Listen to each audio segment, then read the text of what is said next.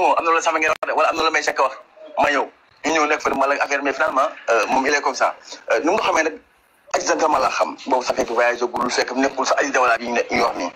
ñoo xamante par waaw mu ngi série mu ngi nekkul sax si jikkoon su ma juumul moment boobu mais c'est-à-dire comme moom maa ngi si liggéeyam man si ñëpp xam nañu man si média laa nekk télé rajo laay liggéey ñu bëri xam nañu ma naturellement ça vient naturellement ñoo xamante man ak moom xam nga xamante bi nice gisuñu nag toog nañu ay 1 an xaw ma ay 2 ans yoo xam ni su ma juumul ñu waxtaan téléphone guddi ak bëccëg suba ngoon gisuñu ñu gisante mu am benn voyage bu doon def am benn gaan bu ko yóbbu woon Chine su ma juumul foofu nag après bu ñëwee nag lañu gisante man ak moom xam lépp dañoo naturellement après ñu commencé di ànd man ak moom lu mu dugg damay wax c'est-à-dire kii bii laa bëgg a fekk nangam yu bëri ñu si dund man ak moom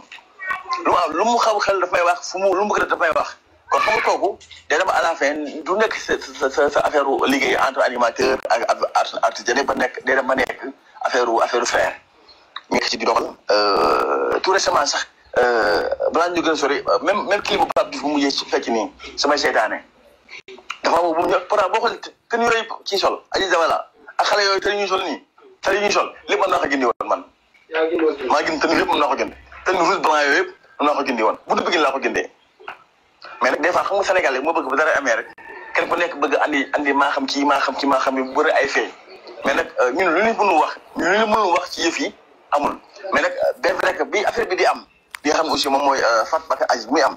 yóguma parce que moment boobu man waroon naa fa ñëw mais pas ce week-end bi mais dans la semaine laa fa waroon ñëw man pour gisante ak moom parce que il paraît que dafa doon wax ni da doon tourné clip ak Demba Guissé si loolu la ma doon doy xam naa ne sûrement parce que nee na ma am na lu may tourné ak Demba Guissé ba pare xam naa ne sûrement loolu parce que bu tourné dara ba pare dafa moo ma sonn jotuma bu tourné dara ba damay ñëw mu teel ma compte rendu yëpp ñu xamul ne des fois dañuy yàq mën naa manager am bien vrai que am na li yoo xam ne bi ñuy dem ak moom damay nekk comme sous forme de manager am c'est vrai parce que des fois may sekk du fi nekk lu bari comprendre nga mais nag Sénégal moo mel noonu Cheikhouna moo tax des fois bien vrai que betti na nag mais dañuy muñ parce que mu ngi si dara. dinaa bañ fàtte Abdou Aziz Ba. ñu dégg ay tool yu bëree. ku nekk di ci wax ba ñu bëri di ci wax lu ñaaw yoo xam ne koy dégg. ok. ay borom ñaar laaj yooyu. yow yaa ngi ànd ak lan la ñu wax ci Aziz nan ban comportement la.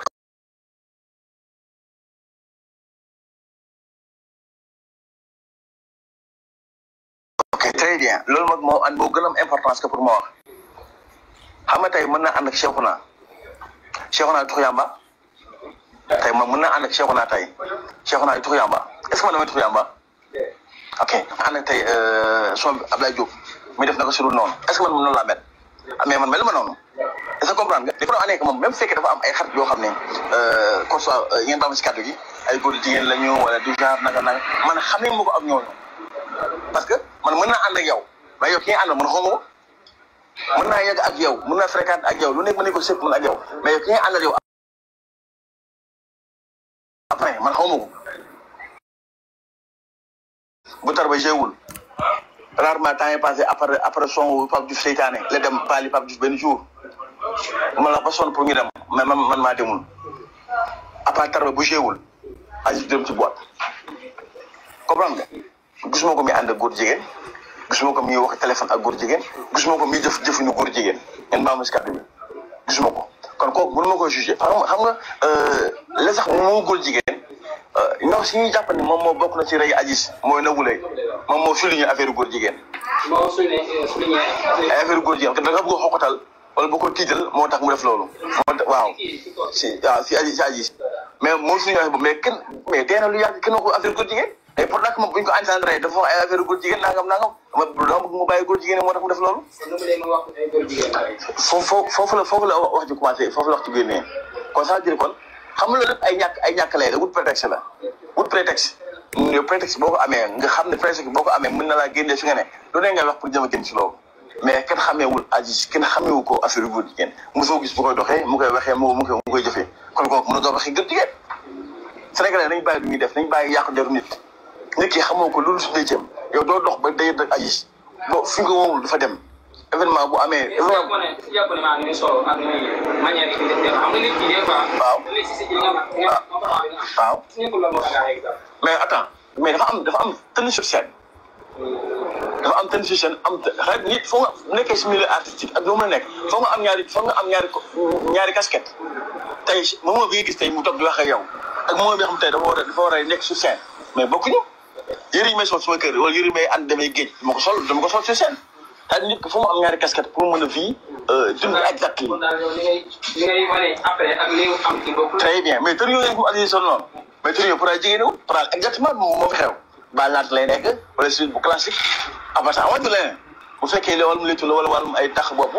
lépp loolu nga xamee. des fois dañuy ay vidéo yoo xam ne accès woon na. ñu dund mais dañuy commenter dañuy gis ay commentaires yoo xam ne daal. ñun daal lañ koy ŋàññi gëm ci kër boobu. waaw xam nga sénégalais ku nekk am nga sa opinion ku nekk aussi am nga droit waxee ñu la neexee wax nga sentir ñu la neexee am na loolu du ñàkk mais c'est-à-dire sénégalais moom moo am habitude boobu dara mën na xew ba jàll. tey am na ñu bëri ñoo xam ne dañuy nekk si réseaux sociaux bi def benn affaire boo xam ne sax di gën a xool kii góor jigéen la wala kii dafa góor jigéen loolu ça n'a rien à voir ak nit ki mais le plus important xam mooy lan mooy nit ki xam yàlla xam nit ki xam le reste c'est pas important mais nit ñi boo naree déglu si ñoom pour nga mën a def wala pour nga mën a changer non fii ba suur doo fi jóge doo fi changer mais loolu ay wax yàqu donc la kenn ku nekk am nga point de vue kenn ku nekk aussi am nga xalaatee bu la neexee nga am choix bu la neex mais le plus important mooy ñi la xam ñi la jege xam nañu yàlla xam na le reste c'est pas important. bien. kon daal yow def ba nga ànd tere ànd na ñoom. soo gis lenn loo xam ne moom lu niroo ci mbir moom. non gisuma ko. kon ñi nga xam dañuy wax daal dañuy wax kon. non dañuy wax rek mais pourquoi pas bu muy dund waxuñu ay exactement góor jigéen la. am na ñu ko doon meral de. ñu ko doon meral de. mais am nañu si preuve. Sénégal ñoom ñëpp Sénégal ñu xool comportement bi. waaw parce que Aziz naan comportement moo tax jafe-jafe boobu. xam sànq nee naa am na lu sànq mu la sànq nee naa nit bu nekk si milieu showbiz wala boog foo mën a nekk di liggéey foog nga am ñaari casquette te yooyu muy sol non loolu tenue sur scène pour liggéey bi la loolu. mais y en a beaucoup xoolal par exemple ay ki ngay gis ay par exemple ay Sidi Diop wala par exemple ay Wally Seck ki ngay gis mais bu la fekkee sur scène mais gis nga lu ñuy soloo te bu la fekkee hors seen kër gis nga lu ñuy soloo ñoom mais c'est différent ceex la ñuy def seen tubéy blouson bu simple après c'est ça mais moom il vit comme ça amaatul leen loo xam ni mais xam nga Sénégal nag moom saa yi ba bëggee dégg-dégg ñoom dañuy xool nu mu gën a bonee actuellement nii Sénégal dañuy xool nu mu gën a bonee nu mu gën a santee ñu koy waxee. kon Aziz ba mu luyee day njëkk a dégg ko ñàkkul. dama la avant dem bi laa fa amee 8 mois wala mënu at man bu dëkkee mënu at man su ma fa ñëwee ay 4 fois lay nekk wala 5 fois lay nekk. man dem naa fa demati fa lu bari parce que ñoo doon nekk mais moment bi affaire bi am toog na ay 2 semaines yoo xam ni doog ma fa parce que sama liggéey dafa xawoon bari parce que fi nga ne noonu gisante samedi wala dimanche wala vendredi doog ma fa mais après par juste si semaine boobu sànq maa ngi doon wax sànq semaine boobu maa ngi ko war a woo si mercredi bi maa ngi ko war a woo man dama yeewu man dama tëdd ba ay 3h 4h du matin ma gis appel yu bëri sama téléphone yu bëri. léegi comme nga man su ma xëyee damay teel a génn sama gaale parce que ay 6h 7h génn naa ba ay 9h nit ma woo téléphone mais comme que damay émission matinale léegi xaw ma lu xew xaw ma lu ñu ma woowee quoi en fait ma gis publication yi ma ne mais attends ñii dañoo juum wala qu'est-ce qui se passe man j'ai obligé ma woo benn xaritam Samba Nguer jotuma ko ma woo sëram Aïda Ba jotuma ko ma woo Modou Ba jotuma ko. te Aziz man musuma ko woo téléphone mu sonné musuma ko woo téléphone mu sonné ba nag musu am dinaa ñu nekk yëpp 10 ans wala 11 ans yëpp musuma ko woo téléphone. sonnéwul te même mu sonné ba dagg Aziz bu mu woo mu sonné ba dagg même mu nekk ay bu jógee soirée 5 heures du matin ñëw 6 heures su nga woowee téléphone dégg 6 heures là su nga woowee téléphone dégg nga xam nga comme am na fu la teg mais man cette fois-ci dama ko woo ba sonn demul jàllul ma ne Aziz bu ñu fay téléphone bu liggéey soirée bu ñu du fay téléphone am léegi pourquoi moom ma xew mënu ma ko jot léegi ma gis publication bi mais am ma leer de moment boobu comme maa ngi woon Dakar mënu ma woon ñëw automatiquement ginnaaw laay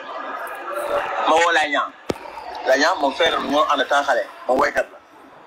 ma woo ko man ko mais Laye Niang lu may dégg nii dëggal wala dëgg moom effectivement dëggal maa ngi nii dalal jàmm sama émission maintenant bi sax da doon durer presque 3 heures de temps wala 2 heures de temps loolu dama ko dagg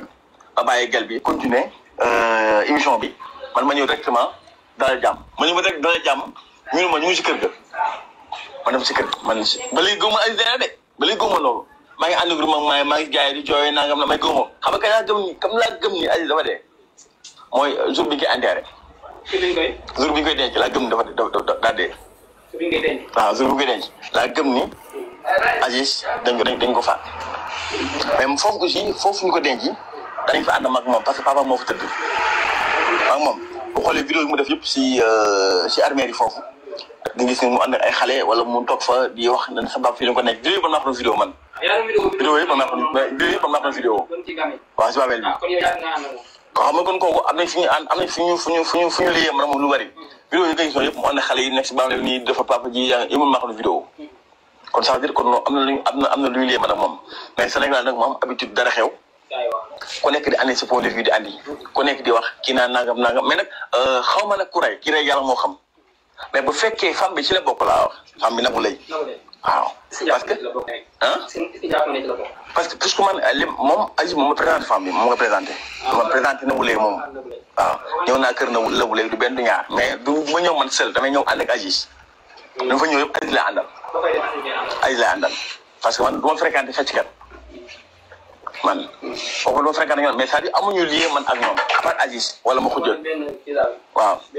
très bien mën nañu xamante ni ñu duggoon téléphone amul problème mais fréquenté laa wax mooy di dem ak moom dikk ak moom ñi demati waaw à part Aziz Dabala wala ma ko jë fay mi Pape Diouf wala Samba Nguer ñooñu laa ëpp lu may fréquenté mais du ma fréquenté fajkat bi lu ma fa ñëw yëpp Aziz laa àndal mu fa jógee damay dem ak moom mais xam naa ni moom a gën a gàtt Aziz Caala xam naa li ma xam si moom day Caala Rasta waaw la guerrière man maa ngi xool demande poobar bi de wallahi gis ma ko barke Seydina Muhammad ak sama yaay bi tëdd si bàmmeelam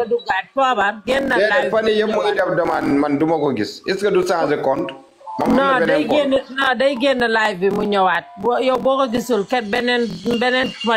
kii mën na koo gis léegi da nga génn live bi ñëwaat poobaat après boo ñëwaat non fan yëpp mu ngi koy def mais mu génnee dugaat noonu lay def na changé beneen compte am mu xool am na demande bu mu yaay Fall baal bu demande nga jël ko waaw léegi laa gis naa ko jël naa ko léegi laa ko waaw nuyu naa la waa Rasta dama la am lu ma la bëggoon a wax rek man Samba de maa suuf di déglu macha allah li ngay def am na solo te li ngay wax am na solo mais bu ma sañoon kii nu mu tudd arrête de crier man sëñ Bada ay waxam xoolal bul ci dóor doom sëñ Bada duur rek lay def ay waxam bu ko fi sax wax. parce que sëñ Bada xam naa loolu man kay wax naa leen. bëggoon na di wax lu ñaaw si Aziz ba famille Aziz dañ koo bëggoon a porte plainte muy baalu bul ma wax ay waxu sëñ Bada moom ay waxam amul solo li mu wax ne gis na ko prison yëpp yooyu yëpp ay duur la day fen rek ndax ñaari version la wax foo wax fii ay waxu sëñ Bada. macha allah li ngay wax li ngay def nii am na solo macha allah. waxu fenam yooyu bu mu ko ñëw di wax ci TikTok bi moom mag la nag. yéen ñii narul ko ñëw di ko doomu jàmbur. salaamaaleykum. maaleykum salaam. maaleykum salaam Poobar. waaw Rasta maa lay bëggee princesse maa lay bëggee. xoolal barke Seydina Mohamed ak sama yaay bu tedd si bàmmeelam wóor na yàlla gisuma woon sa demande. non garaawul li ngay damay xool du ma gis dara. bind naa la message sax. nuyu naa la tonton Mody nuyu naa la. waaw tonton Mody nuyu naa la. bonsoir la guerrière bonsoir. Poobar et tout le monde. ak ñi ci suuf followers yëpp. tey da nga taal si. maa ngi ziare. ñu lay fay grand frère. ñu lay fay grand Mody. jaajëf. ñu ngi lay bàyyi nga décortiquer. waa Poobar aca bisimilah Poobar. man juste rek ci Pape Medina ak problème xaalis boobu. ak aussi ñëwaat ci audio bi waa ji bi suñu sœur bi may léegi. léegi Poobar mun nga démarrer comme yaa ngi doog ñëw. waaw grand maa lay bëggee maa lay delloo sa wàccuwaay maa ngi nuyu ñëpp si kaw si suuf. di la ko delloo yow aussi. merci di nuyu di nuyu Rasta di nuyu tamit xam nga sama yaa booy ne si kaw. ñoom laa Rasta saa bu ngeen disponible ñu àggale la suite bi moo am importance fin bi saa bu ngeen disponible rek ok. waaw non bul dem xaaral après ñu àggale audio bi. waaw audio bi nag. juste après maa ngi koy enregistré waale sax am une lecture assez large sur la situation. voilà justement. waaw audio bi amul benn importance. man sama gis-gis mooy li ñu amal importance démb si guddi li nga femme bi duggoon ba kër ngay tëj man maa ngi si live bi ba set maa ngi si live bi yëpp yëg naa ko ba kër nga xamante ni yaa ngi fay sa live maman patriote ba muy dugg lépp intervention yi yëpp femme bi ñu doon waxtaan lépp man maa ngi ko doon dégg sama nopp maa ngi woon si live bi quoi loolu moo ñu amal importance mais pas audio bi nga mujjee teg nii parce que pas bi daa dem ba 100 mètres gis ki rey Aziz kii naa moo rey Aziz Dabala du ma ne sax ko rey Aziz Dabala ba doogal kooku ko rey mu ruux di ko may ndékki di ko bokkul bi audio moom la audio bi am na importance fin bi moo am importance moom la kii du sëñ Bada de moom la ok man sëñ Bada moom amaluma importance quoi parce que paa boobu dafa dem ba foofu xaw ma paa la xaw ma lan la mu ruux jaay ngoram jaay léppam parce que moom avant mu doon dem foofu noonu da doon xeex si justice quoi si injustice Aziz Dabala si li ñu rey Aziz Dabala waaw li dina am importance mooy femme bi li mu femme bi duggoon dem si guddi li mu wax dëgg yàlla femme bi li mu wax parce que ñi nekk si panel bi 1 an 1 mois wala 1 an 2 mois li ñu femme bi may wax dëgg yàlla amoon nañ jëm dañ ko xeex ba sonn pour jéem a am résultat yu mel noonu mais mënuñ ko woon am quoi kon femme boobu dama def lu di ko jaajëfal kooku li mu wax ne moom Aziz Dabala nitam la da doon déggante moom téléphone da doon gisante ak moom wax dëgg yàlla li mu wax man delloo naa ko quoi parce que leen rek mooy indi di leen rek moom xaw a jaaxal quoi parce que li mu doon wax naan Pape da doon déggante ak Pape Medina en 4 personnes moom ak kii lu dul sax mooy fecckat bu Pape Moussa te Pape Moussa bañ ko laajee man live boobu maa ngi woon si live ambassadeur ba muy dugg si live dégg lépp li nga xamante ni wax na ko si live ambassadeur lépp maa ngi ko doon teewee bañ ko laajee xam nga Pape Medina dafa ne xamul Pape Medina te femme bi nee na da ko doon woo Pape Medina woo keneen ak keneen te nangu ta wax sax yeneen mujj bi sax dafa mujj daw si yeneen tur yi yaa ngi dégg dafa mujj daw sax yeneen tur yi ne moom bëggul wax turu jàmbur sax ndax femme bi xëy na peut-être bëgg na wax na yeneen tur sax def na si erreur bëgg na rectifier faute yooyu noonu mais li mu wax lépp dëgg la ndax nit ku ne boo déggee dëgg ak femme bi ni mu doon waxee ak nga xamante ni pooba dagguma la de xam nga la moo tax ma gën a gëm femme bi gis nga si dernier moment bi noonu Pape Medina dugul si na man gis naa ko wallahi ak sama yaabu tëdd si bàmmeelam wallahi wax nga loolu waaw ci fin bi noonu Pape Medina xam naa peut-être ci fenêtre bi la nekkoon mu daanuwaat dafa jég-jég génnaat ndeysaan dëgg la moo tax femme bi gëm naa ko de te femme bi wax na lool nee na Pape Medina bëggoon a dugg si live bi mais comme nee na 16 millions yi nga xamante ni moom la jox Aziz Dabala te 16 millions yooyu noonu si lañ rey Aziz Dabala kon bu ñëwee Sénégal dama na ba place pour ñëw si dëj bi kon bu fi ñëwee enquête yi commencé justice commencé koo laaj dañ ko laaj topp ko xaalis bu ñu ko jëlee yooyu moo tax ay itam ne ko bu mu ñëw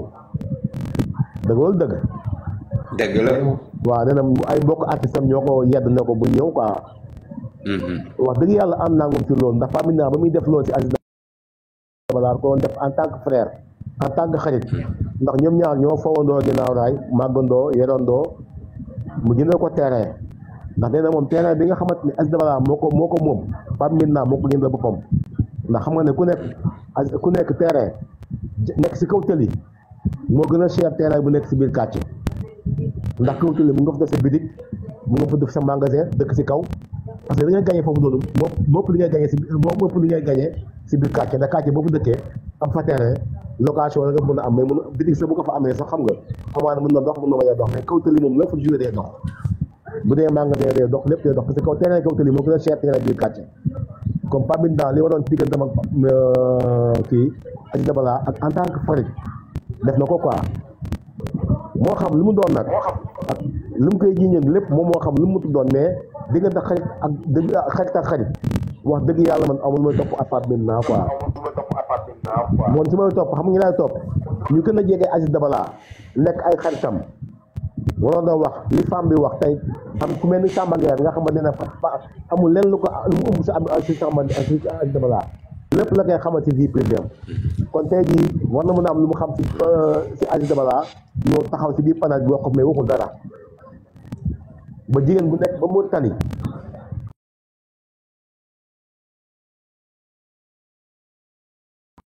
ñoo dugg si biir live bi di seedeel si Aziz Dabala ñi ko gën a jege nekk ginnaaw raay kenn nag bu si wax si Aziz Dabala dara kon ñooñu man mën leen a gëm quoi man mën leen a topp man si ñuy nekk ñoom di leen gëm la ñoom set nañ ci wala setuñ si man doo mën a set nañ ci quoi vraiment man pis si ma jàpp mooy Aziz Dabala mooy ay xaritam yi nga xamante ni ñoom doon nekkal bu dégg bëccëg yor ay ñu koy ubbil ñu ñëw di koy fréquenté ñoom ñoo ko def léegi lu keneen ci àll bi parce que ku ci àll bi mënu ñëw dugg si biir Aziz Dabala di ko def noonu foog mu jaar si ay xaritam xam mi nag man du ma def lu di ko jaajëfal parce que def na rôle bu mu war a def ndax lii la xaj di jëriñ doomu aadama nit boo ànd ak moom ba mu wàcc liggéey war nga mën a ñëw seede ko li nga xamante mu nga xam si moom lu baax nga seede ko si moom ak na yëpp dégg ko wax dëgg yàlla femme bi yàlla ko yàlla may gudd fan yàlla ko yàlla taxawu ko ay jabotam femme bi naa tamit dama koy ñaanal yàlla ko yàlla may foofu mu nekk femme de kooku góor la yaa ko non jigéen moo tax wax démb su dee wax démb jigéen la du góor ñu ne góor la comment ne góor la ku doon wax démb jigéen la góor na yor baatu jigéen ku doon wax démb jigéen la nga sa waxal boobu Seydou la tudd non ki doon wax démb femme la jigéen la ni ko ki doon wax jigéen la mooy seen problème da ngeen di am ay invité comme ni ambassadeur doo leen enregistré da ngeen di enregistré boo leen enregistré non la guerrière ki doon wax jigéen la bi yéeg fii nee na góor la waxuma loolu da ngeen a waroon a enregistré tamit ñeneen ñi ñëw ñu fi après ngeen teg ko noonu ngeen di def non jigéen la kii nuyu ma moom ma patron moo ko wax Seydou mais nee na il s'appelle Seydou du jigéen góor la kii ku tudd Seydou kay du góor du jigéen mais jigéen la mais kii baatu jigéen ak góor la xamee nañ ko kii jigéen la Bisot nee na góor la il s'appelle Seydou il s'appelle Seydou waaw laa gën a yow nekk ko fi Gambien jigéen bi yéeg na fi mu ne yow ñu bëree ngi bind si biir suuf nee nañ góor la man waxuma dama góor la ñu ne góor la ah yow tamit foofa waxuma ne dama fi nekkoon de jigéen ah waaye góor war na baatu jigéen waa am na kay góor yor baatu jigéen man de jommi naa comme jigéen man maa gën a jommi naa man xoolal man de bu ma maa gën a jommi man ñu fi suuf yëpp ñu ngi bind góor la ñu ne góor la yéen ngeen ne jigéen la góor la kol daal la njëkkoon ibbi boutique man lu ma jaaxal dafa yor salon nee na waaw na poids bi moo jigéen ne rek waaye góor non moom nee na sax moom mooy létt Aziz moo ko wax démb si guddi moo ko wax moom nee na Aziz rasta yi muy def létt yooyu yëpp moom moo koy létt Aziz kii jigéen la kii góor mun na def rasta génnal foofu déedéet du nekkul góor lépp kii baatu jigéen la waaye yow kii du góor ma rek yow daa gën yar yow mun na nekk jigéen am baatu jigéen léegi xaaral Patin anamu Patin enregistré na affaire bi Patin ñëwal bii nga yëg nga tegal ñu enregistrement bi ana Patin mu ngi ci suuf na def demande jàppale ñu dem yow sa baat bii nekk si man jigéen man képp ku ma ne yow mi di wax góor nga man du ma ko gëm dama xam ne laa góor mun naa wax nga ni jigéen man am na ku ma doon déglu ma teg ne jigéen la nekkante góor la waaye kii man fii ci TikTok bi ma naan kii góor la ñu ne ma du góor jigéen la man de jommi naa xam te sa microphone man jum ci mën naa jommi baat sëñ Baba jaaxle naa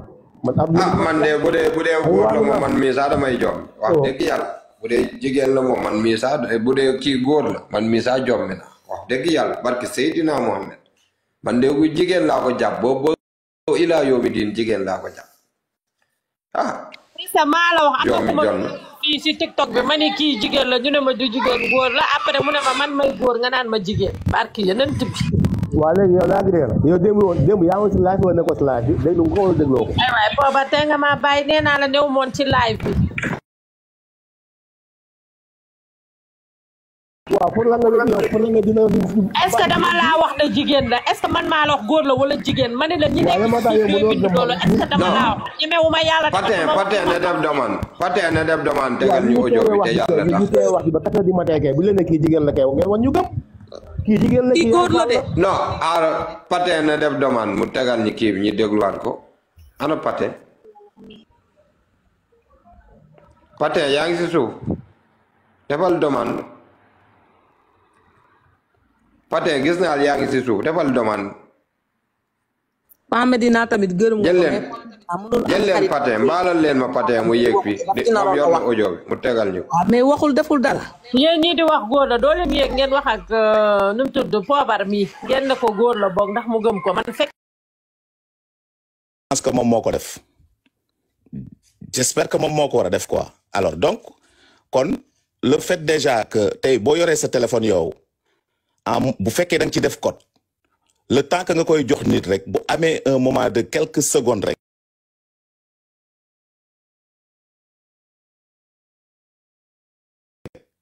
mun na dellu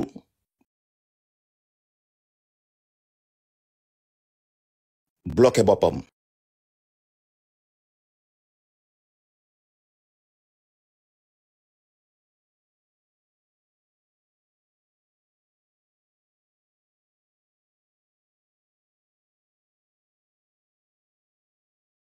def code bi pour mu delluwaat ko parce que moom ma yor téléphone bi Aziz danaa ko defal lii rek ci téléphone bi alors boobu mooy benn Mamadou Ba wax na ne Aziz boo gisoon Wally nekk ci wetam parce que Wally il est un peu instruit te Aziz jàngul te am na yu bëri Wally da ko coon dimbale donc ça prouve que Aziz peut-être que buy jox nit téléphone am mun na ko joxaale par mégarde son code surtout que un ami qui est là tout le temps boobu mooy beneen bi toujours dans mes analyses un peu détaillées par rapport à Pape Medina et les 16 millions loolu mun na leen yóbbu sur une mauvaise piste ngeen perdre le fil conductrice bi nga xamante ne moo leen war a yóbbu ci dëgg yi wala mu leen koy soril vous faites beaucoup attention parce que des fois on peut être trop pertinent et proche de la découverte de l'affaire et mën nañ aussi de par nos analyses parce que ku nekkay wax te doo dàq waxu nit pour teg sa wax mais di nga gis nit koo xam ne day dugg mais après day soril affaire yi te jege woon ngeen ko démb vous avez entouré l'affaire parce que Poobar wax na ko Aziz ne pouvait pas être approché par un intrus su fekkul nekk xaritam moo indi intrus bi ci këram kon loolu leer la boobu mooy piste 16 millions yi ça veut dire que foofu mën na nekk fausse piste en ce sens que tu ne peux pas yóbbante xaalis nii sans preuve bu fekkee ne am na un transfert parce que moi-même j'ai fait ça j'ai fait un transfert de plus de 10 000 euros mais que la banque a écrit pour voir pourquoi ñu joxe loolu comme motivation bi c'était pour acheter quelque chose dama indi motivation bi voilà doguma de xoolal femme bi démb xam lu mu wax nee na instant yi Pape Medina di woo Aziz Dabala di ko transféré 16 millions yi nee na ay xaritam ñi woon ci biir te Nabou Leye moom bokk na si nekkoon ci biir néeg bi foofu noonu waaw d'accord tegal foofu sa tànk tuuti alors li tax ma wax ko y a des informations yoo xamante ne soo amul en fait le document qui atteste ça bu ko attesté ba pare bul appuyer ci loolu parce que mun na laa réeral te que loolu du lu am importance parce que loolu bu ngeen ko toppee rek yéen da ngeen di dimbale ñi nga xamante ne ils ont tué Aziz pour un autre motif qui pourrait subsister et que vous allez laisser cette piste là-bas donc nous sommes dans le cadre d'un terrain parfaitement glissant pour lu ndaw rek nga glisser wu dugg foo xamante ne après vous allez 1 semaine 2 semaines rester dans ce sillage là perdre nag le fil conducteur bi nga xamante ne les vraies raisons pour lesquelles on a tué Aziz moo nekk ne la taxaw entassé wu Pape Medina ne peut pas être un ennemi de Aziz je sais que mu ngi ñuy déglu te ay nitam a ngi ci panel bi parce que Mamadou Ba le frère à Aziz nee na Pape Medina am na ay nitam ci panel bi alors je l'invite à monter sur le panel parce que nous savons commençant par man que moom c'est pas un ennemi de Aziz du ki nga xamante ne mooy compléter derrière Aziz ce que ça m'engage pour man c'est quelqu'un qui est là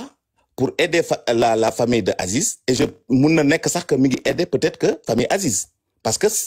moom lañ jàpp ne que c'est son ami parce que moo ko mujj yónnee xaalis te je pense que tey Rasta man ak yow ñu nekk un ami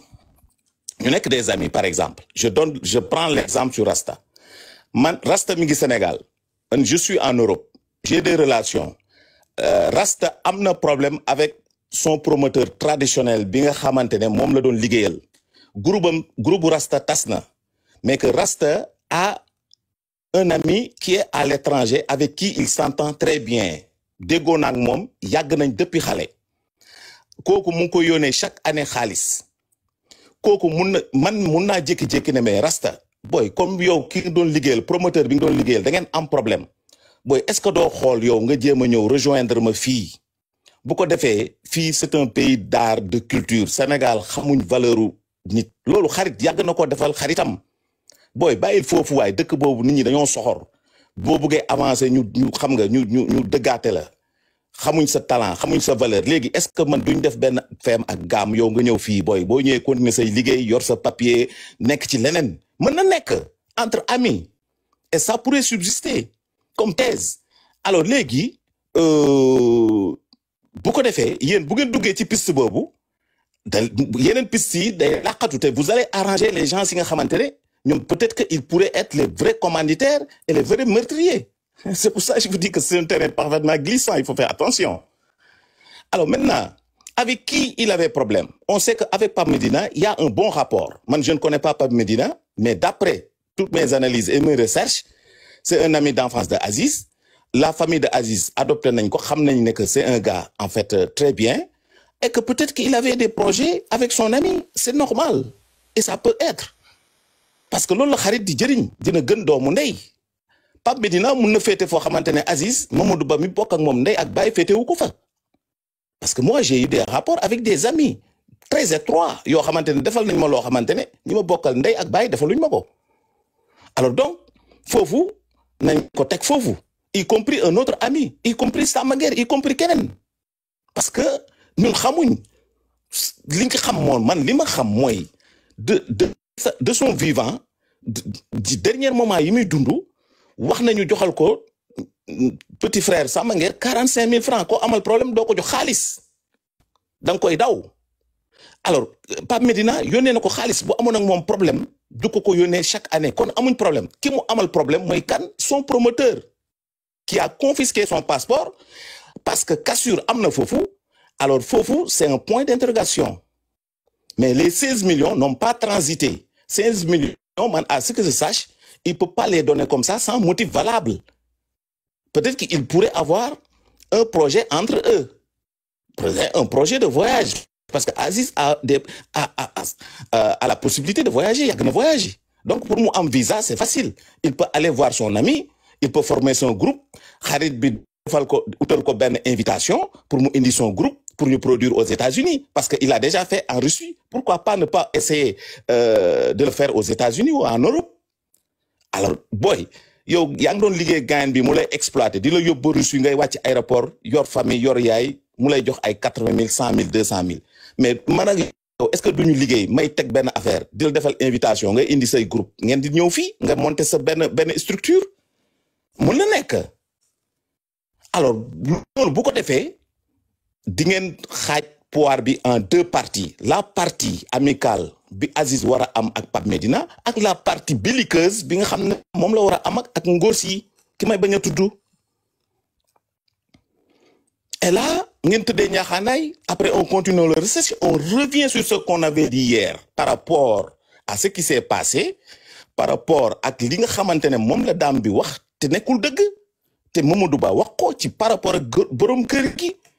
comme borom kër gi nee na musta joxe autorisation pour ñu dajji kon li tax nga ne borom kër gee tax wax ñu dajji fen nga lu tax nga fen qui ne dit pas la vérité cache une autre vérité ci loolu ngeen di taxaw l'autre chose beaucoup plus importante 2 ou 3 choses bari nañ sax Mbeuss qui est venu vendre son truc mais que am na ko réceptionner la marchandise keneen ki réceptionné wu ko parce que y a un vidéo qui dit que y a 2 personnes qui ont tué Aziz et que vous l'avez et que moi j'ai ce vidéo là ce audio là alors quand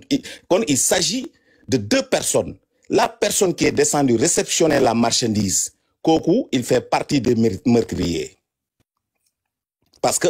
au moment où réceptionner Aziz suñu demee ci autopsie ba bu fekkee Aziz dee na et qu'il était dans l'appartement c'est un meurtrier c'est un des meurtriers et l'autre mi ngi woon ci biir laqatu parce que kooku bu génnee dañ ko gis kooku nag moom la ki nga xamante ne moom lañ jàpp ci kaso bi ko lay couvrir voilà le fantôme meurtrier qu'on cherche voilà notre Yaya Jammeh national. Écoutez bien ce que je vous dis. Et ne faites pas des erreurs. Il y a des audios qui disent que c'est 2 personnes qui ont tué Aziz. L'un est son ami et l'autre c'est pas son ami. Bobu moy benen bi nga xamantene encore une fois mom moy révélateur bi mom moy que Aziz nek bi mu nek c'est la police qui a ouvert la chambre bañ ko tëjee ba muur ko ba dem laalatuñ ko parce que Mamadou Ba ba mu fa ñëwee Wally rek la gis génn comme gis na Wally génn alors laalul bu Aziz police scientifique ñoo ñëw suñu ñëwee ak seen ay matériel ci porte bi la ñuy njëkk a commencé def seen prélèvement yi buñ prélever scellure bi prélever porte bi yëpp dugg ci kër gi prélever même sueur bi noy bi ñu fa doon noyyi prélever également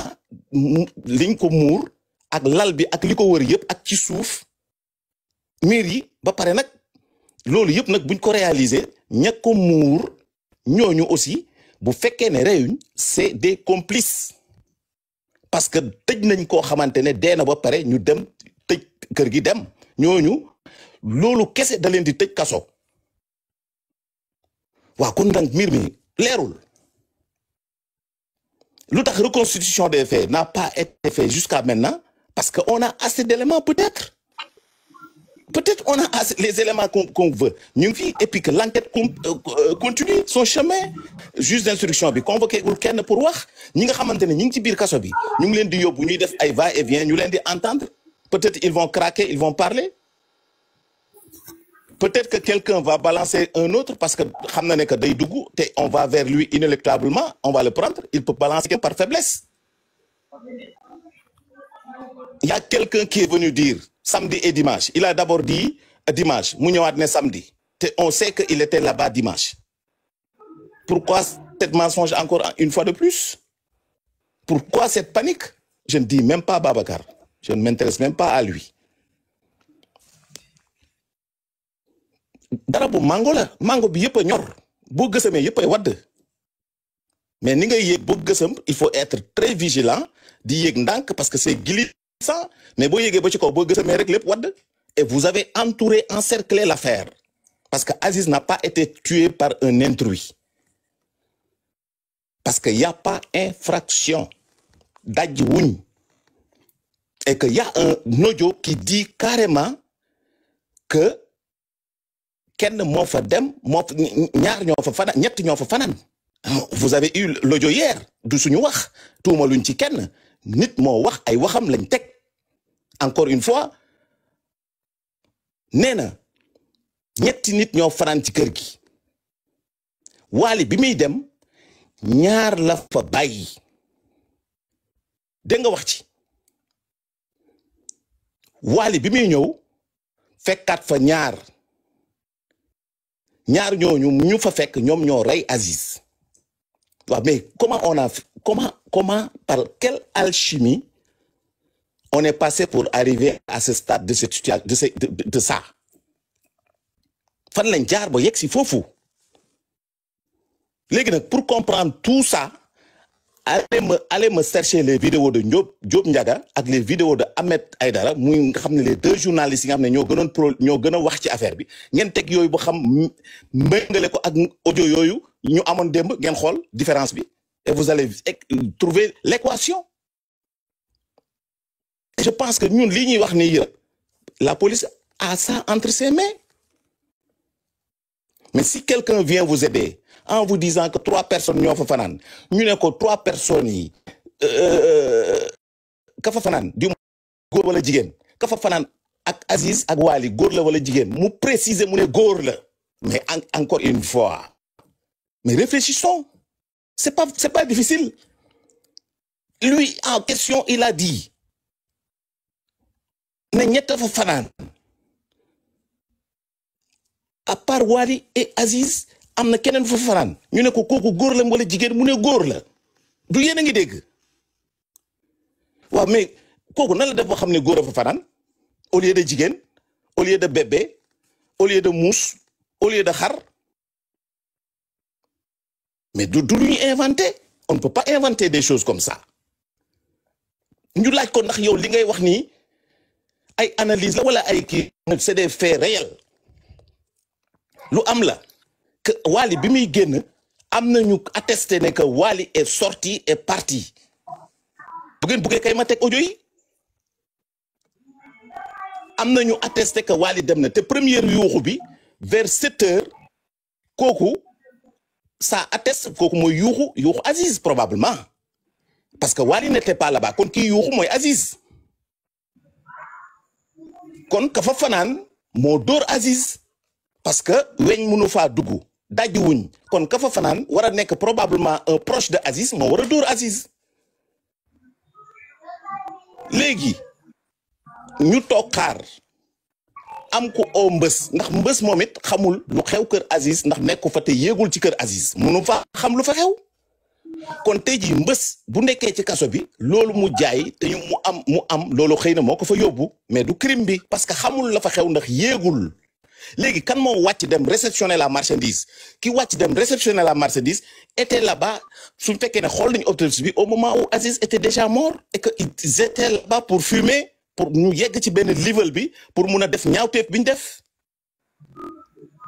te loolu mooy li Mamadou Ba wax parce que nee na y a un décalage entre les deux ki ci biir te ñu naan moom la te muy réclamer ne que c'est lui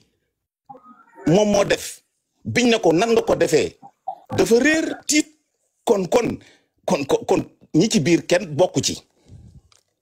waaw kon nag ñu delluwaat rek ci notre sœur bien-aimée la sœur à Aziz li mu wax Aziz ñi ko def lii ñu ko def ñi ngi ci biti fii di doxantu kon nag mbir maa ngi noonu au fil du temps d'autres choses vont arriver ça va barder je vous dis ça et je vous ai tout le temps dit que ça va barder on n'a pas eggaguñ ci fi muy barder mais ça va barder et que vous vous préparez à des choses explosives taxaw leen ci lii ma analyser te bàyyi 16 millions yi xaalis bu ngeen lekkul du da ngeen koy dégg bu leen sax seen yoon bu mu ci nekk kooku su fekkee Aziz a reçu de l'argent c'est son affaire nous on s'intéresse aux personnes qui étaient avec Aziz dans l'appartement que les gens ont dit loolu rek buñ ko amee combat bi jeex xaalis bi intéressé ñu la justice de Aziz moo ñu intéressé comment ils ont fait bu rey Aziz ak ñan ñoo leen rey ñu démasqué leen ba nga xamante ne Sénégal ñaawteef yi dootu fa amati suñu famille yi suñu sœurs yi suñu doom yi dinañ nekk dans la paix et la quiétude voilà le vrai combat c'est pas le fait ñuy acharné wu ci nit wala ñuy tuumaal nit amuñ temps boobu nous sommes encore une fois des musulmans ils sont tous présumés meurtriers innocents et même innocents jusqu'à preuve du contraire c'est des innocents ñu tous mais que quelqu'un monte ici pour nous dire que 3 personnes ñoo fa fanaan et que ñu laaj ko ndax ay analyse la mu ne du analyse c'est des faits avérés kooku tuumaaluñ ko parce que on est des musulmans te dañuy dee te dañuy dem janoog borom bi duñ tuumaal nit mais que nit bu waxee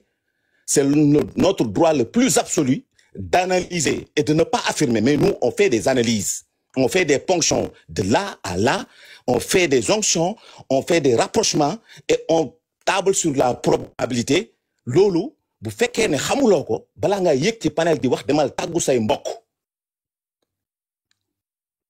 parce que ñi lay déglu ñoo la ëpp bagage fi ñu dem demoo fa li ñu xamoo ko xamoo sax na ak ay policiers lañ xamoo ko donc il faut faire très attention bu leen taf photo kenn bu leen saaga kenn bu leen accuser kenn mais que vous avez le droit d'analyser vous êtes des Sénégalais et que l'affaire Aziz s'est passée dans le territoire national et que nous sommes tous interpellés et que fu dëgg bi nekk dinañ ko xolal danañ ko xolli ba mu xollee ko ñu def fa microchrome on va protéger personne et on a peur de personne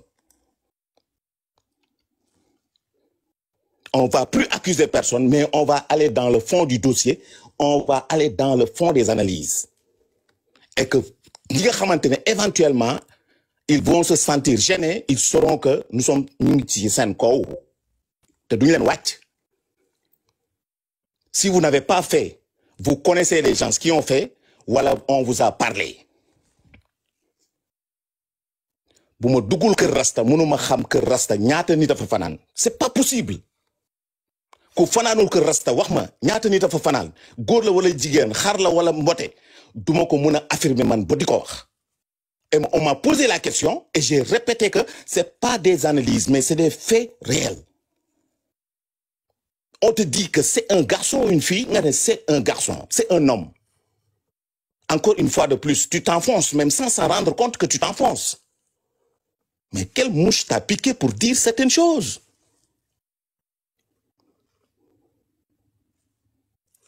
Et j'avais prévenu, man, pour vous dire ma bonne foi dans cette affaire-là.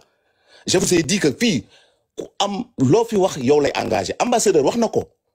ku mënta wax munoo addu ci droit xamoo noo ci addo toogal ci suuf nga tapoté mais yëg ci comme panel ne ci nongu nongaaral di wax di saaga di analyser loo xamante ne di tegoo ko fenn ça risque comme ça rek de retomber sur toi parce que fii kuñ fi convoqué nga génne audio yi teg te du audio yëpp a génn am na audio yoo xam ne bu génnee dañuy dem directement rek chez l'un ou l'autre rek ne ko ciix yóbbu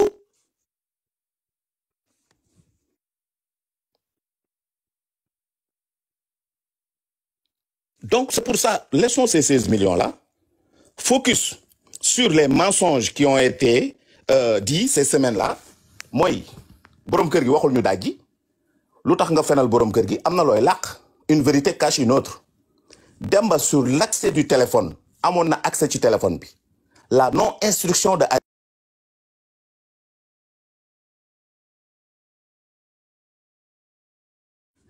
te xamul nan lañ reyee parce que il paraît que Aziz a reçu un coup xam nga mus naa taxaw fii di ko wax je ne sais pas si vous avez fait attention ne leen Aziz il se pourrait que c'est dans son sommeil parce que celui qui est venu nee nañ 7 heures ci suba donc il se pourrait que Aziz mi ngi doon nelaw wala mi ngi doog a yeew il n'est pas dans tous ses états il n'est pas en forme pour se défendre et que su fekkee ne la veille il a eu une intoxication alimentaire on lui a donné de la mauvaise bouffe bi mun na diminuer ay force am ak ay réflexe am boo nit bu koy attaqué du ko sax foogee surtout que nit ko xamante ne il a fomenté son coup il était avec toi il a passé la nuit avec toi te xam na ne tey doo ko rëcc dina la ko def mi ngi mel ni rek jaan joo tëddal ci sa biir lal te xamoo ne ñàngoor la te moom boo yëngu rek mu matt la te buy matt day gaaw c'est la même chose donc il pouvait pas s'échapper ce gosse parce que c'est un coup prémédité longuement ourdi léegi nag ñu jël affaire u dama koy wax affaire góor jigéen bi teg ko ci kaw pour sénégalais yi nekk bon et que ouais on laisse tomber hein parce que oui et cetera mais boobu dañ ko maanaam mooy liñ muuree affaire bi mais du loolu le vrai motif dëgg bi du doon loolu alors ils ont essayé peut-être de le provoquer à l'extérieur pour pouvoir xeex ak moom agresser ko ça n'a pas marché ñóbbu ko ci lac bi ça n'a pas marché ils ont changé de stratégie nañ ko yóbbu ci kër gi mais buñ ko yóbboo ci kër gi il faudrait que un ami proche pour vous dire que c'est des pauvres types qui ne sont pas intelligents et qui leen chef sax il n'est pas intelligent parce que la stratégie bi ñu jël baaxul parce que si vous l'amenez dans la maison et que un proche ñëw ubbi keneen dugg wala un proche fanaan ak moom mais vidéo yi nekk ci kër gi bu ngeen ko verrouiller vidéo yi nekk aux alentours va vous prendre et que on a dit ici que la police a des vidéos mais que y a des gens yoo xamante ne seen porteur robot dañ koy génne ku amoon accès ci biir kër googu jour boobu y compris les maçons qui ont travaillé ce jour-là chez Aziz vous serez tous convoqués vous êtes dans la ligne de mire de la police que vous le sachiez ou pas parce que vous pouvez verrouiller mi ngi nii sama ordinateur vidéo bi nga xamante ne moom moo nekk ci koñu kii bi multiservice bi vous pouvez verrouiller ça parce que vous êtes très fort Babacar peut couper ses vidéos c'est une éventualité parce que day lire day arroser foofu yëpp à 50 mètres su fekkee 90 degrés la 360 degrés mooy bi gën a mag mooy bët bu mag bi tourné su fekkee 90 degrés rek dina jël 50 mètres te Aziz ak foofu noonu motul 50 mètres mais ça il faut aller vérifier su fekkee ne que moment boobu nga xamante ne Aziz affaire bi am na est-ce que ci échelle boobu coupé wuñ vidéo yi ak kan moo ko coupé dinañ ko xam bon mbir maa ngi noonu les 16 millions laissons tomber pour résumer keneen ni yéeg pour ne pas monopoliser la parole les 16 millions teg leen ko fële da leen di sonal Pape Medina jàpp leen ne que c'est un ami de Aziz jusqu'au dernier moment de la vie de Aziz c'est un ami jàpp leen xarit am na day gën doomu ndey jàpp leen keneen aussi mun na nekk xarit et que mun na ci xam dara mais que loxoom laalu ci et que c'est une affaire qui est pendante devant la justice bu génnee di ci communiquer peut-être que mun na am affaire bi retombé ci moom dina am ñoo xamante ne li am neexu leen mais munuñ ci wax parce que maîtriser wuñ peut-être situation bi xëy na dañ leen a dëpp mbàjj gi teg deal bi te ñoom yëguñ ko mais li ma jàpp xaritu Aziz bi jógee Mauritanie wax en fait keneen dana génnaat wax au fil du temps vous allez avoir d'autres révélations par rapport à cette chose-là parce que yàlla mooy wone dooleem ak kàttanam man maa ngi nii je suis là je suis pas parti bi affaire bi ne amee daw ma Sénégal mais comment se fait-il que ma gën ko maîtriser ñi nga xamante ne ñoo nekk Sénégal pourquoi ki nekk Mauritanie nekk xaritu Aziz xam yu bëri yoo xamante ne yow rasta xamu ko voilà c'est pour ça que vous devez faire très attention et que eux là ils croient que l'affaire là ça se résume à Pikine Technopole c'est bon non le monde est un village planétaire il y a quelqu'un qui parle tout le temps dans le dossier mais son dossier est là devant moi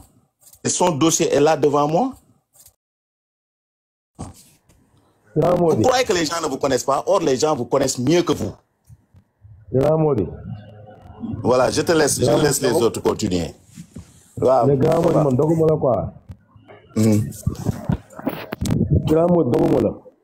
Waaw, vas-y, maa ngi lay déglu. Xam nga tey jii nii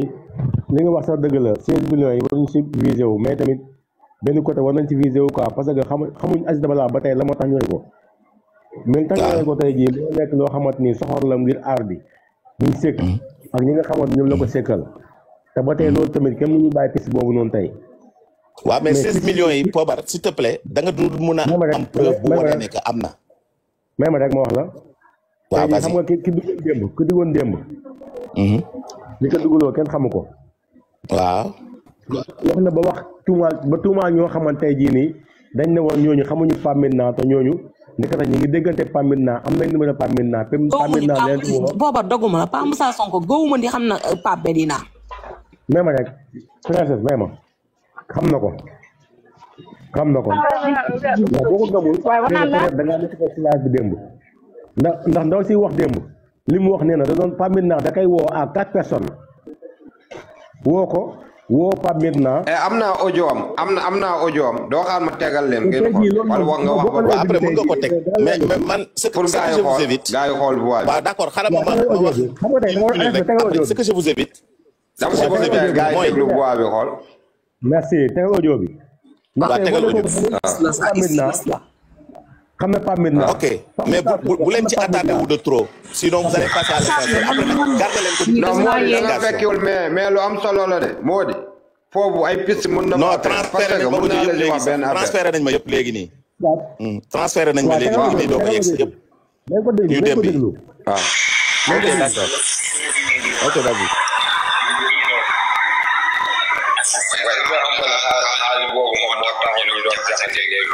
xaalis boobu nag ak kii bi ñëw kër këram ñu si xaalis boobu nag mu dëkk ci étage amu kenn ko kii sëñ bi di nekk ginnaaw raay ñëw ànd ak ndabu ñëw fa yaa may dégg la ñu tëgg ak ndabu la moom moo ko tëgg xaalis bi ci jëm boppam ñu def ko sànq këram waaw lii la mbir mi demee waaye Pape Medina moom deful waxul dañ ni problème bi yëpp ci dugg xaalis la mais lan moo waral xaalis boobu tam 16 millions boobu lan moo tax mooy 16 millions tam ñu dina ko yónnee nii lan moo taxoon waaw bu ko taxoon jóg tey maag yow tey mën nañoo dem tey maag yow ñu demante ak man ma ak rak bis moo ñu boole am na war am waaw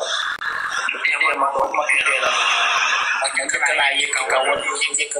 maa yëkkati ci kaw ma am sama terrain wala nga am terrain may ko jëkkële ko dama ne tële naa ba pare naa la yónnee sa nangam da war a naa la sa nangam nga génne ci nga yëkkale sa kër yaa may dégg loolu la mbir mi demee kon coono yi muy bëri ñi tege ak Aziz di demante moom ci soirée demante moom ci carrière demante moom ay programme demante ñoom suñu programme boobu fa ñuy am fa teew ay nga xam ay mbokk xam-xamuñu ko ñu nga xam ne nekk ci service bi nekk ci lii di ko di dëkk ñoo xam ne c'est le di ko daal mooy defal sa suñu yaa porté leen laay balaa muy tëb maanaam moo dox ma dox du dëgg wallaay dëgg la lii mooy àddina ku dee nag ci ginnaaw la sax wallaay lii la jullit mu naru borom jullit te si Aziz Deer ñi ko xamal lu baax day ñëw wax li nga def lu rafet la loolu moo am ñu wax ni loolu moo am man ma leen mottale la xaalis bi naan nangam la man ko def ma tey da Sénégal bi Aziz laa àndal ñoom seen loolu moo tax ñu ray ko bu bëree te génn Sénégal man de 16 mais bakkan moo ëpp 16 millions aja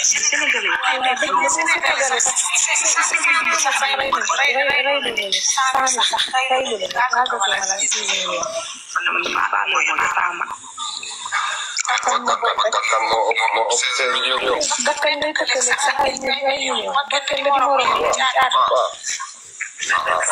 ba pare nag dégg naa waa ñu koy rey amoon na 80 contrat loolu tamit réew ko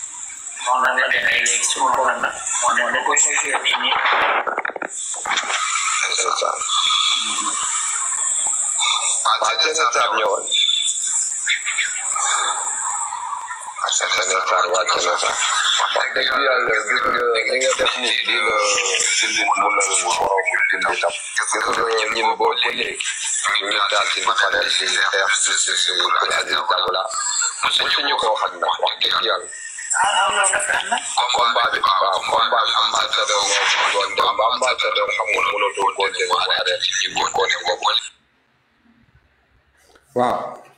audio bi gudd na fii la yem peut-être na après dinaa amaat yeneen i des incha allah rek wala moo di bu fekkee mun nga ñu ko tegal yeneen i des tam ñi dégg ko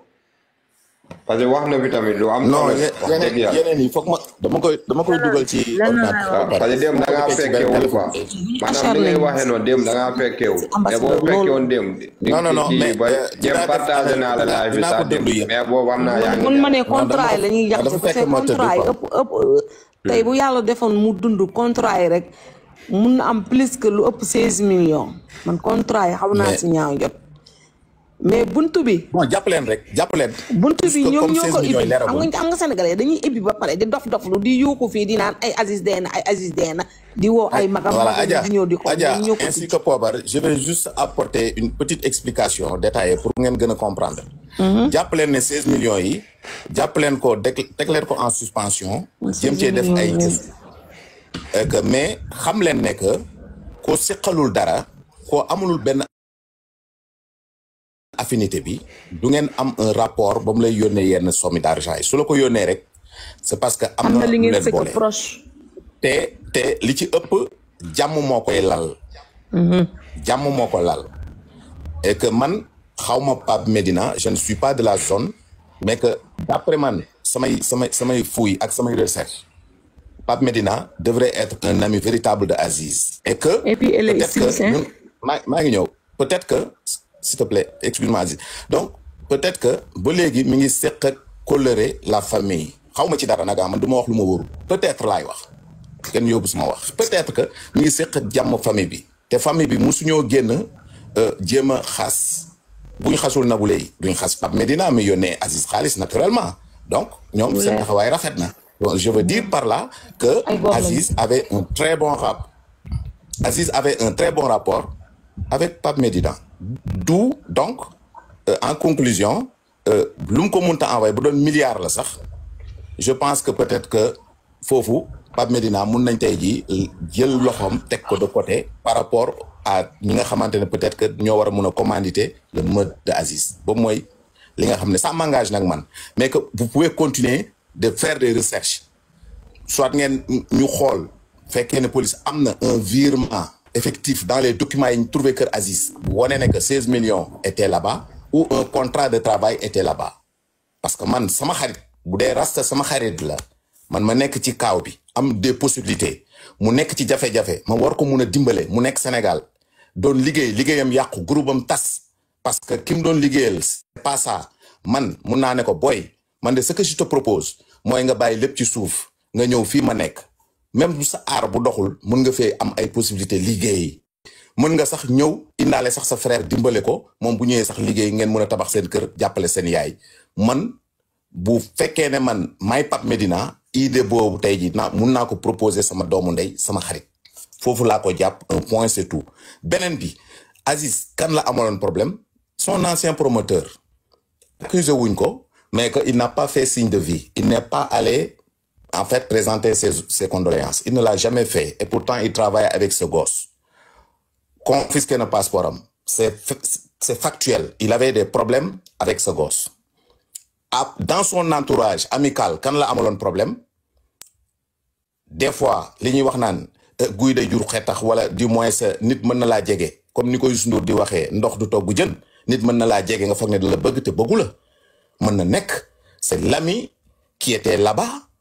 et que qui est rentré dans la maison sans pour autant utiliser une clé et que cet ami-là il ne pouvait pas à lui seul tuer Aziz su fekkee ne Aziz n'était pas diminué il pouvait pas faire face à Aziz parce que c'est un risque la boo xamante ne da ngay ñëw bëgg a xeex ak nit ki ak volonté boo xam ne da nga ko war a rey damay bañ live bi sauté du ma wax tubaab donc boo amee volonté pour rey ko alors nga nekk yow kese mun nga dem ba ci yàgg nga rétracté wu nga tiit ne waaw affaire bi bu échecgee nag nan lay def donc comme bu échecgee nan ngay def déglu leen bu baax fi may ñëw faites beaucoup attention comme bu échecgee nan lay def foog ma am ku ma dimbale boobu mooy beneen bi foog ma def ko lu métti ba nga xamante ne du mën a riposter bu ko defee l'affaire sera réduite à néant léegi pour nga def ko lu métti c'est pas un coup de croche bim parce que bu fekkee ne dem nañ ci autopsie bi ñu gis que Aziz ci bopp bi dafa am entaille maanaam creux boo xamante ne bu xóot la loolu kurpeñ du ko def loolu un outil moo koy def outil bi lañ koy dóor loolu mooy toj bopp bi mais yow rasta boo taxawee même bu ma la bettee ak doole bu ma mun a àndal puissance bu ma la dóoree boo dalee ci sa miir yow sa bopp bi mooy fel mais du def pax surtout que amul benn xaritu Aziz bu yor dooley Modou Lo wala dooley Bombardier donc éventuellement un outil la ñuy utiliser bu fekkee ne dem nañ ci autopsie parce que man gisuma autopsie bi mais buñ demee ci autopsie bi gis que booy bi dafa am benn trou bu profond c'est un outil a été utilisé mais du kurpeñ du loxo du loxo te kooku lu tax mu koy dóor foofu je vais vous dire parce que kooku da koy bett bu dee ci bopp bi ci ginnaaw la da koo bett il ne peut pas faire face à Aziz pour xeex donc da koy bàyyi bu Aziz jóg di ko woon ginnaaw di dox wala mu toog mu doxee ko ginnaaw dóor ko léegi bu ko dóoree mu wàcc bu yuuxoo moom day tiit à lui seul il peut pas aussi être dans la maison di xaar Wally ñëw parce que bu fekkee ne moom rek moo def coup bi te keneen bokk ci amul complice du jël risque bi def li mu def ba pare toog ci kër gi parce que nit mun na ñëw fëgg wala et cetera donc moo tax il faut mu am ko couvrir éventuellement ku ko aider mooy moom la ngóor soosu wax ci vidéo yi ne trois personnes ñoo fa fanaan bi Wally ñëwee fekkaat na fa ñaari personnes mais kenn dee na ñaar ñi mu fa fekk nag la deuxième personne mooy éventuellement ki nga xam ne moom moo aidé l'ami de Aziz pour mu accomplir sa tâche man loolu laa analyser ci moom lim fi indi teg ko ci kaw askan bi loolu laa ci analyser bu ci keneen amee beneen analyse bu bokkul mu wax encore une fois ñoom ñëpp c'est des innocents on n'accuse personne mais que l'analyse est libre et que nous sommes dans le territoire sénégalais qui est le nôtre et que nous sommes des Sénégalais. alors grand Mody. xel jëlaluñu lu dul xalaat nag ok merci maa ngi lay jox parole bi Pobar. mais grand Mody. yow xamoo borom casquette bi quoi l'homme de casquette boobu noonu. xamoo gars yi. waaw non miinu ma leen xam nga dëkkuma foofu te man après nii rek bi problème bi amee laa commencé di déglu vidéo yi di ci jokkoo di ci def ay analyse et cetera donc man xaw ma Pikine kenn je sais pas d'amis là-bas donc boo xam ne mun na ma wax dara par rapport à cette situation mais li fi nit ñi di wax di ko tegaat di ko analyser su ngeen tëjee nii live bi damay dugg ci audio yi waa ji wax démb xarit bi nekk Mauritanie après man dinaa ci ñëwaat man noonu laay liggéeyee man lu ma gis ne que c'est intéressant rek même bu dee sax ca début ba la dama koy jël dugal ko sama computer def fii les vraies pistes ak les fausses pistes def les mensonges ak les vérités ak les contre-vérités man noonu laay defee noonu laay liggéeyee. yow foo ñu jubal rek fa la ñuy jubali foo ñu wax. voilà man noonu laay liggéeyee quoi parce que xam nga lu tax. waaw léeg-léeg nga topp benn piste après ñi nekk bu fekkee ne am na ñu def. wala ñoo xam ne dañ ci complice ñu nekk ci suuf dañuy kontaan ne waaw dem leen foofu gaaw leen dem leen comprendre nga comme démb dafa am lu may noté Aziz dégg ma Aziz yal na la yàlla yërëm te xare la àjjana kii Rasta bi ngay xuloo ak princesse si saa si ay kulu naa dugg nañ fi pour xam ba wala ne acca lii moo ci gën ndax ñoom sax ñu tas ndax ñu noppale ko parce que ces gens qui font ces choses là et qui veulent pas que yow nga def sa panel parce que xam nga la tax parce que dañu soit ils sont complices wala parce que man mii tey ji nga xamante ne du ma ci dara du ma ci complice du ma ci dara mais man le fait que Rasta Tall di wax ci problème de justice mais du ma déranger man damay toog et puis ma ne bon c'est bien parce que lu tax c'est bien parce que Fapoulo dina toog peut-être këram wéet ne xaaral ma dem déglu sama frère yi toog déglu même bu waxul mais quand même mi ngi déglu mi ngi wéttaluku mi ngi jàng di nga gis ku nekk suñu mbokk Gambien sœur bu nekk États-Unis wala Londres wala feneen ne suma frère sénégalais